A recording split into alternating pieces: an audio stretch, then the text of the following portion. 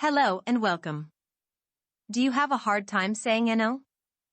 We can all choose to say no to things, a slice of cake, cup of tea, a date, or job offer. We have the option to go or not go, accept or not accept. On the face of it anyway.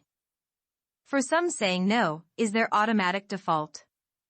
They may be busy, stressed, overworked, overwhelmed, and are desperate to avoid taking on any more, determined not to add to their burden. Or they may lack confidence and not want to be seen to be struggling or failing in another person's eyes. Then there are those who always say yes. They may not want to miss out, are always keen to be involved, to know what's going on and have their hands on the reins. They don't want to hurt, disappoint, or let others down and like to see everyone pleased and happy. The optimum level is probably somewhere in between, where we say yes enough times to stretch and challenge ourselves, try new things, make new contacts, and get out of our comfort zones. But equally say no, often enough to make time and space to be able to think, breathe, and do what feels right for us. So, why do we say yes? Accepting invitations and offers stretches us mentally and introduces some stress into our lives. Some stress is good for us, making us think, problem solve, come up with new ideas and answers, work out the best way to go forward.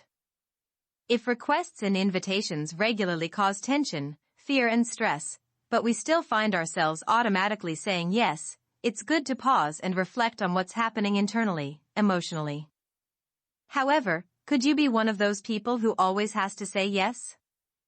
You may dread appearing incompetent, out of your depth, struggling, so you never dare say no.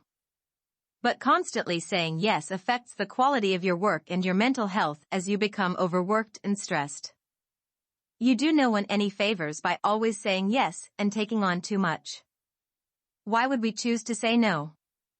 In a busy, stressful life, saying no can be your best friend, a lifesaver where you reclaim some time and peace for yourself.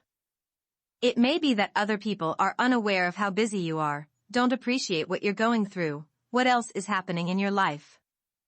By saying no, it gives you the opportunity to introduce some boundaries and limits to your availability. Saying no appropriately makes them stop and appreciate your contribution, one they've perhaps taken for granted till now. Just because you've free time doesn't mean you have to be at other people's disposal, no matter how obligated you may feel. Emergencies aside, it's good to have personal time to do other things, pursue other hobbies and interests, go for a game of golf, meet friends for coffee, have a leisurely hour or so on your own. There's no need to explain or justify yourself. Just smile and stand your ground. You're busy, have other plans that have already been made.